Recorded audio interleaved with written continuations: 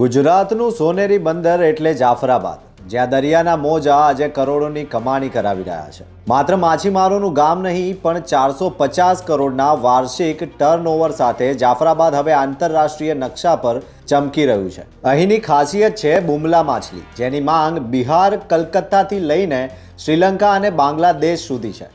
જાફરાબાદ બંદર અમરેલી જિલ્લામાં માત્ર ને માત્ર આ એક બંદર એવું છે જે કરોડો રૂપિયાનું, એટલે કે વાર્ષિક લગભગ 300 કે 350 કરોડ રૂપિયા જેવું કારોબાર કરતું હોય એવું આ માત્ર એક બંદર છે.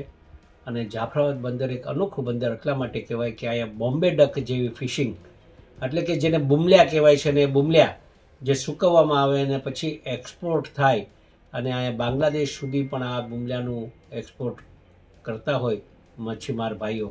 700 જેટલી બોટ અને 5000થી વધુ સાગર ખેડૂતોની મહેનતનું જ આ પરિણામ છે. 10-10 દિવસ સુધી ઊંડા દરિયામાં રહીને પકડાયેલી આ માછલીઓ જ્યારે સુકાય છે ત્યારે તેનો ભાવ કિલોના 4000 રૂપિયા સુધી પહોંચે છે. જાફરાબાદ માત્ર બંદર નથી, પણ સૌરાષ્ટ્રની આર્થિક કરોડરજ્જુ છે. જે બોમ્બે ટેક એટલે બુમલાનો ધંધો આખા ભારતની અંદર, જાફરાબાદની અંદર મોટા પાયે જાફરાબાદમાં થાય છે વધારે. અને આ બુમલા જે છે પહેલાં અમે બહેનો દ્વારા બોટમાંથી લાવીને લીલા સુકવણી કરીએ, પછી ડ્રાય સુકવણી થઈ જાય પછી એના બંડલ વાળીને અમે અમારા વેપારીને આપીએ. વેપારી લગભગ ભારતના 5-6 રાજ્યમાં મોકલાવે છે. બાંગ્લાદેશ, શ્રીલંકા અહીંથી એક્સપોર્ટ પણ થાય છે. એટલે લગભગ ગુજરાતના અમારું બંદર આ બોમ્બે ડકનું પહેલું બંદર છે મોટું.